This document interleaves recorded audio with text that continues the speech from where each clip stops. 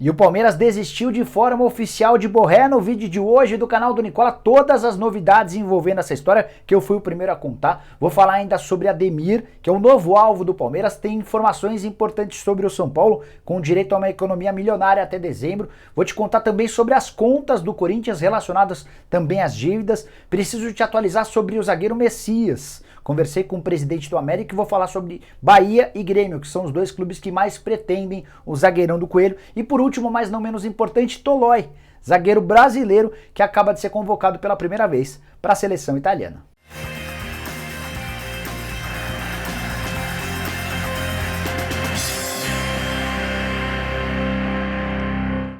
Fala aí pessoal, sou o Jorge Nicola, bem-vindos a mais um vídeo do canal, bem legal ter vocês por aqui. Antes de passar as informações, só pedir para deixarem like no vídeo, para se inscreverem no canal, estamos quase chegando em 1 milhão de inscritos.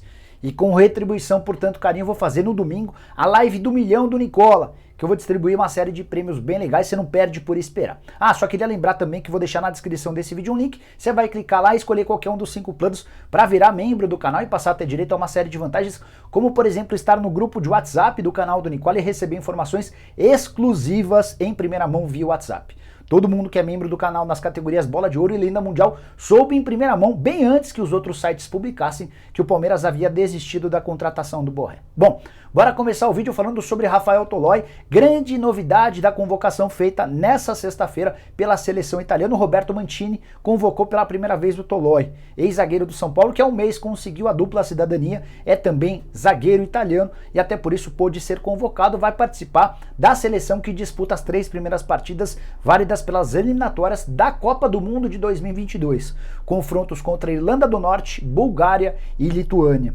O Tolói nem foi tão bem assim, especialmente no São Paulo. Era um bom zagueiro, mas não uma unanimidade. Ele se mudou para a Atalanta em 2015, é capitão do time, um dos times que mais jogam bonito no futebol italiano, e o Tolói tem enorme moral no futebol da Itália. Outro dia a gente até conversou com o Andercinho Marques, que é brasileiro e mora há bastante tempo em Milão, cobre o futebol de lá, e ele fez os maiores elogios do mundo ao Tolói. Isso tudo só foi corroborado com essa primeira convocação. Temporada do Tolói, mais uma muito boa. 30 partidas com 2 gols, 11 cartões amarelos, 43 desarmes. Já tem 200 partidas com a camisa da seleção italiana e não vai ser o único brasileiro convocado. O Emerson Palmieri, ex-lateral esquerdo do Santos, também tem sido convocado com alguma frequência para a seleção italiana. Bora falar agora sobre o zagueiro Messias, 26 anos de idade, jogador do América. Durante o programa do Nicola dessa quinta-feira, muita gente me perguntou pelo chat se o Messias ia mesmo para o Bahia ou não. O que eu fiz? Nessa sexta-feira entrei em contato com o Marcos Salmon, que é o presidente do América, para saber em que pé estava essa situação. O Messias também tem sido especulado pelo Grêmio. E o presidente do América confirmou, admitiu, que a única proposta oficial que existe até o momento é do Bahia. O Grêmio sondou, mas não fez proposta. A má notícia para o torcedor tricolor baiano é que essa proposta não agradou. Olha o que disse o presidente do América, abre aspas. Não troco o jogador meu por 4 patos e 5 galinhas. Não adianta vir com proposta de R$1 milhão para assumir o salário, fecha aspas. É o presidente admitindo que a proposta foi considerada muito baixa. E com essas atuais circunstâncias não há a menor possibilidade de se desfazer do zagueiro, que praticamente só jogou no América. Ele surge nas categorias de base do América, é emprestado entre 18 e 19 ao Rio Ave de Portugal e volta para o América, titular absoluto, uma das peças indispensáveis do Coelho. Teve papel de protagonista na temporada passada com 46 jogos e 3 gols marcados. América que é uma das novidades na Série A do Campeonato Brasileiro em 2021. Bora falar agora sobre as dívidas do Corinthians. Na manhã dessa sexta-feira, o Wesley Mello, que é o novo diretor financeiro do Corinthians, deu uma entrevista extremamente franca. O Wesley é super bem falado no mercado financeiro, um dos caras mais inteligentes e capacitados para assumir esse posto bem complicado. O Wesley, por exemplo, admitiu que hoje a dívida do Corinthians está muito próxima dos 900 milhões de reais. Até por isso o clube acaba de fechar uma parceria com a Falcone, que é uma empresa de consultoria referência em gestão e organização no Brasil e no exterior. A missão da Falcone é investigar os problemas do clube e tentar buscar alternativas, soluções. O contrato foi fechado por 1 ano, mas a ideia do Corinthians é estender esse vínculo por 3 anos para que uma empresa externa possa identificar, solucionar e mostrar os caminhos que o Corinthians precisa para se tornar um clube cada vez mais profissional. É importante lembrar que o Corinthians, mesmo com a venda grande, gigante do Pedrinho na temporada passada, ele foi negociado por 18 milhões de euros, que equivale a mais ou menos 117 milhões de reais. O Corinthians já usou boa parte dessa grana e ainda assim continua com sérios problemas financeiros. Wesley foi perguntado a respeito da grana do Pedrinho. Pela primeira vez, alguém em nome do Corinthians admitiu que quase todo o dinheiro dessa transferência já foi utilizado. O Corinthians, durante muito tempo, não quis dar informações sobre essa história porque temia que a entrada de bastante dinheiro fosse chamar a atenção de oficiais de justiça. O Corinthians tem uma série de pendências e essa grana pudesse não ser utilizada. Wesley confirmou que o Corinthians, em boa parte, utilizou essa grana para pagamentos de salários atrasados, uma série de pendências com os próprios jogadores. Até separei um trecho em que ele fala sobre isso, abre aspas. Boa parte do dinheiro já chegou e foi usado para quitar dívidas passadas com a equipe, com o próprio empresário do jogador, no caso o Will Dantas, que é dono de 30% desse valor total de 117 milhões, e ele completa. E com os salários dos atletas colocados em dia. Tudo veio daí. Falta uma pequena parte em relação ao pagamento que vem do Benfica. Recebemos quase na totalidade e foi usado com contas do passado não recorrentes. Fecha aspas. É por isso que até agora, em pleno dia 19 de março, o Corinthians não apresentou qualquer reforço para a temporada de 2021. O presidente do Willian Monteiro Alves está bem preocupado com as finanças do clube e a ideia é tentar solucionar os problemas internos para depois, no momento futuro, pensar em reforços. Bora falar agora sobre a economia milionária que o São Paulo vai conseguir com o empréstimo de Trellis ao Sport.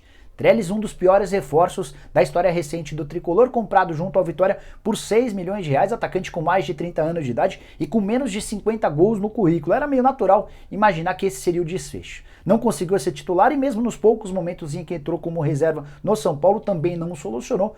Para a alegria do torcedor são paulino, o Sport se interessou pelo jogador e vai contratar o Trellis por empréstimo até dezembro. Ficou combinado entre São Paulo e Sport que eles vão dividir os salários do Trellis. Acredite se quiser, Trellis ganha 250 mil reais por mês. Metade vai ficar com o São Paulo, 125 mil, outros 125 mil com o Sport. Dessa maneira o São Paulo vai economizar cerca de 1.250.000 reais daqui até dezembro, uma economia bastante considerável. Vale a lembrança de que o São Paulo também já conseguiu se livrar de outros atletas que não faziam parte dos planos da nova comissão técnica, assim como da diretoria. O Juanfran, com um custo mensal de 900 mil reais, não teve o contrato renovado, mesma situação do Carneiro. O São Paulo prorrogou de forma emergencial o contrato do Rojas por mais 3 meses, quer entender como é que ele vai se sair daqui para frente. Tem também a saída do Hudson, que foi emprestado ao Fluminense com parte dos salários sendo pagos pelo tricolor carioca. É o São Paulo tentando enxugar a folha para ter custos menores. Quero fechar o vídeo com a grande notícia da sexta-feira, a notícia que você soube primeiro, via WhatsApp, se você é membro do canal nas categorias Bola de Ouro ou Lenda Mundial, ou se você acessa o meu blog lá no Yahoo. Contei para vocês no início da tarde dessa sexta-feira, embora muita gente não tenha dado crédito, fui o primeiro a comentar, que o Palmeiras desistiu de forma oficial do Borré. Como é que eu soube dessa informação? Conversei com o André Curi, que foi o intermediário que representou o Palmeiras durante todas as conversas com o Borré. Foram mais de 40 dias na Argentina tentando convencer o atacante do River Plate a assinar o contrato com o Palmeiras. No primeiro momento o Borré não quis, depois o Borré disse que queria que o River Plate tivesse alguma compensação financeira, depois o atacante pediu que o Palmeiras esperasse até a realização da partida do Superclássico entre Boca e River Plate no fim de semana, até que nessa segunda-feira, enfim, o Borré disse sim à proposta do Palmeiras. 4.400.000 dólares de luvas, prêmio pela assinatura do contrato, isso equivale a mais ou menos 24 milhões de reais. O Palmeiras pagaria 1,5 milhão de dólares à vista e o restante parcelado em 18 vezes. 2 milhões de dólares de salário por temporada. Isso equivale a mais ou menos 11 milhões de reais. É basicamente o que ganham o Gustavo Gomes e o Luiz Adriano. Ou seja, não seria um reforço estratosférico, um investimento incapaz de o Palmeiras pagar. Só a título de curiosidade, esse 1,5 milhão de dólares que o Palmeiras precisaria pagar de luvas à vista para o jogador, o Palmeiras poderia pegar, por exemplo, da negociação do Emerson Santos, zagueiro que vai jogar no Caxias Rei Sol. Então daria, sem fazer grandes esforços nas finanças, para executar essa contratação, um jogador de 25 anos de idade, um dos melhores em atividade na América do Sul. Mas, porém, contudo e todavia, o Palmeiras desistiu da contratação do Borré. O Borré, inclusive, já foi comunicado de forma oficial pelo André Curi, que recebeu a notícia do Palmeiras. E acabou frustrando tanto o André quanto o jogador. O Borré estava bem animado depois de aceitar a proposta, disse ao André Curi que ele e a esposa dele já faziam planos em relação ao Palmeiras, em relação à Cor Verde, em se mudar para o futebol brasileiro. Houve uma enorme decepção do lado de lá. A justificativa do Palmeiras para voltar atrás diz respeito à pandemia da Covid-19 e aos reflexos que isso vai causar. Palmeiras calcula que vai perder cerca de 150 milhões de reais em receitas nessa temporada. A pergunta que eu faço é, o Palmeiras não tinha essa conta de 150 milhões antes de mandar um representante para a Argentina e ter o sim do jogador? Só descobriu agora que a gente está na pandemia e que vai haver uma série de perdas de receitas? Enfim, eu na condição de dirigente do Palmeiras teria feito esse negócio, mas o Palmeiras entendeu que deveria recuar e abriu mão da contratação de um excelente jogador. Para mim, o Borré seria titular absoluto, o melhor jogador do atual elenco do Palmeiras numa condição especial, até porque o contrato dele está acabando no River Plate.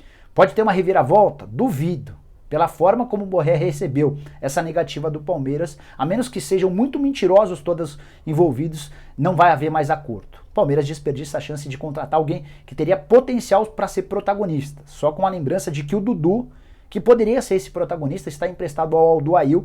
O próprio André Cury já havia me contado e eu revelei para vocês de forma exclusiva que o Dudu será comprado pelo Alduail na metade do ano, mais 6 milhões de euros que cairão nos cofres do Palmeiras.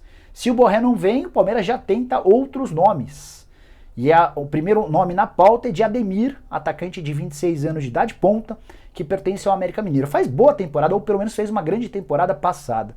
Chegou a disputar em 2020, como titular absoluto, foi o grande destaque do América na campanha que valeu ao Coelho o acesso à primeira divisão. Mas não dá para comparar o Ademir com o Borré. É bem verdade que as cifras também vão ser bem menores, mas é verdade também que o Palmeiras vai ter dificuldade em contratar o jogador do América. Conversei com o Marco Salmon também para falar a respeito do Ademir, e ele me disse o seguinte, abre aspas, não me seduzo com proposta baixa não.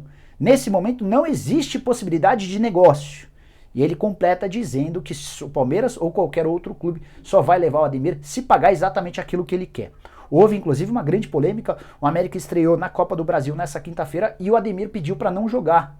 Tudo porque se ele se mudasse para o Palmeiras ele ficaria impedido de jogar pelo Palmeiras durante a Copa do Brasil. O presidente ficou muito bravo, os dirigentes do América também não gostaram. Então é o Palmeiras agindo nos bastidores para tentar garantir a contratação do Ademir, jogador revelado na Patrocinense, já 26 anos de idade, na atual temporada, 4 jogos, ainda não marcou gols. Antes de fechar, queria que você usasse o espaço para comentários para dizer o que você pensa da decisão do Palmeiras em recuar em relação ao Borré e tentar a contratação do Ademir. Bom, pessoal, eram todas essas as informações que eu tinha para passar para vocês no vídeo de hoje do canal do Nicola. A partir das 8 tem programa do Nicola, prometo contar uma notícia exclusiva envolvendo o Borré em um outro clube brasileiro.